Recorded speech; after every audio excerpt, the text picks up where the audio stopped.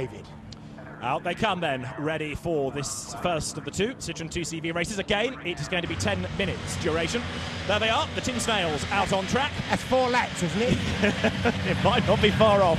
They were doing 68 seconds as a pole position time in the qualifying session this morning. We've got 1 or 2 cars with a shared entry. In other words, one driver will do one race, the second driver will do race number 2. Now, Carl Breeze had a clutch problem and a misfire as well in qualifying, so the man that's currently one of the leading lights in Ginetta G50 racing coming up from the back of the grid is certainly going to be one to watch. Now, as Barry makes the point, these cars may not be the fastest, they may not have the biggest of engines, but there's always been something about one-back racing for smaller, underpowered cars. They can stay together for longer, and so you're going to end up with gaggles of 6, 7, 8 cars, no doubt, arguing for a place. David O'Keefe, then, is on the front of the grid with Phil Myatt with his strapped-up finger on his right hand, lining up with him on the front row of the grid. We have a young lady on the 3rd row from the back, I must add. 3rd row from the back, Lucy Cardell.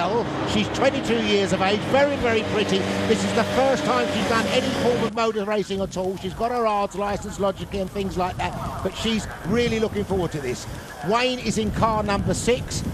Just wait and see us at the S's, he said.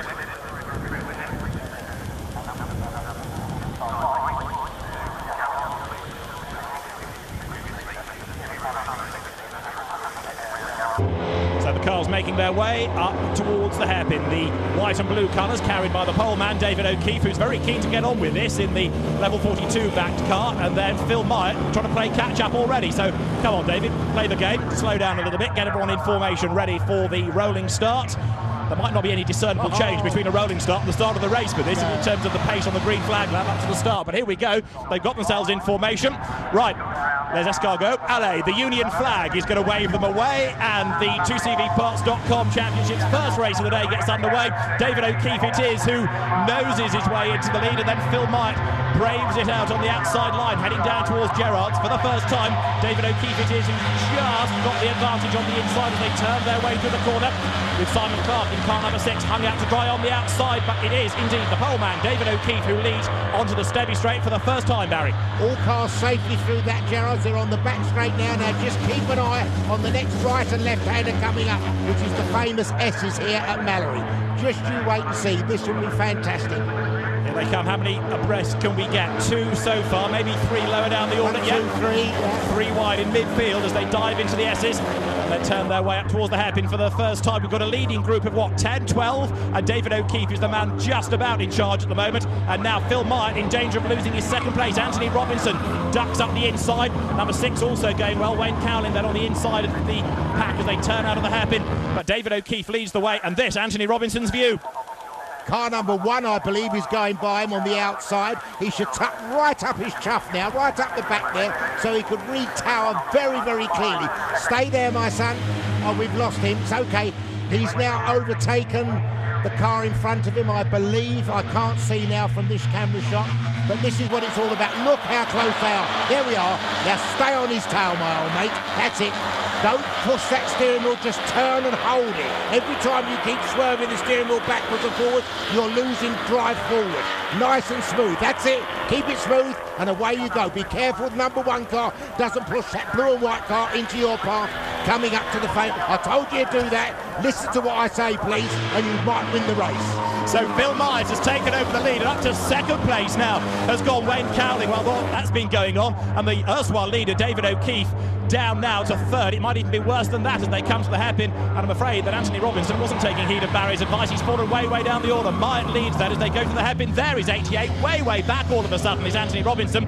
So, told you there'd be lots of overtaking, but here's the evidence. At the end of lap number 2, it is Phil Myatt who leads the way, but he's still being chased hard as they come out of the Devil's Elbow. There's 4 for the race lead now as they come up past the pits. Myatt is in front. Car number 1, the Memorial Stonemason, leads the way. Right there behind him in car number 6 now is Wayne Cowling. David O'Keefe is in 3rd place.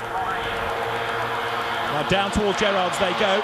And Anthony Robinson, what's he doing with his left leg? He's pushing it over to the far left where the passage should be to try and keep him in the seat.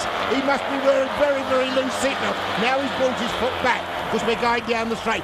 Look, next time he goes into a right-hander and put his foot over to keep the left hand, to keep him into the seat.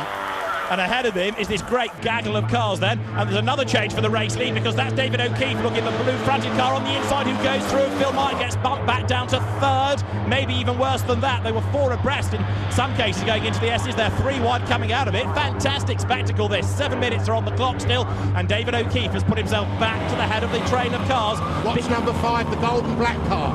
Just watching coming out of this corner. He'll switch to the left-hand side now, I hope. Won't prove me wrong. He will, I guarantee that. But if he switches over to the right-hand side now, coming down the straight, he's got half a chance to dive up the inside going into Gerrard. Remember, that's a flat-out corner, Gerrard's, in these cars. I think most of it's flat out, to be fair, in these, with the exception of the hairpin.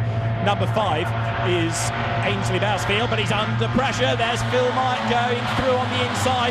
Now, these cars, Barry, might be a fair bit slower than the cars we saw in the first race, but they're probably even more entertaining. Look at this for second place coming out of the right-hander of Gerrard's. And isn't it lovely? They're not hitting each other as such or pushing each other around, so they've got utter trust in what they're doing. The gold and black car, I thought he would have made a charge now for the lead, but he hasn't. He's dropped back with his sister car now right behind him. So there's first number 1, second 77 coming out of the S's with a black cross on the back. Car in third place is who? I'm sorry, I couldn't get that. Is that Wyatt? At the start of the lap it was Phil Knight, but it's all changed now. Third is David O'Keefe, and in 5th place is Michael Burgess, and contact there. Ainsley Bousfield gets T-boned effectively by Anthony Robinson, who went up on the inside, and that gap suddenly disappeared. That's why he puts his foot over to the left, because when he hits the cars there, he can shove it, because they're aluminium doors. He can shove hard and push the car out of the way. That's why he's doing that. That's the demon tweak, now we know. Right, Phil Knight leads the way. Second and third, David O'Keefe and Mike Robinson come across the line together, and Michael Burgess then, in his first race since Le Mans last year, is up to 4th place now in car number 3. So Michael Burgess, the 1990 Formula 4 champion in the UK, is the man to watch. Carl Breeze, incidentally, from the back of the grid. I'm afraid I don't think he even got to the start. The problem's persisting in his car. Now the race leaders hit the semi-straight once again, but there's the man to watch now. Number 3, Michael Burgess, and look at what's going on ahead of him. The 3 leaders holding each other up. You'll watch Burgess, watch him in car number 3.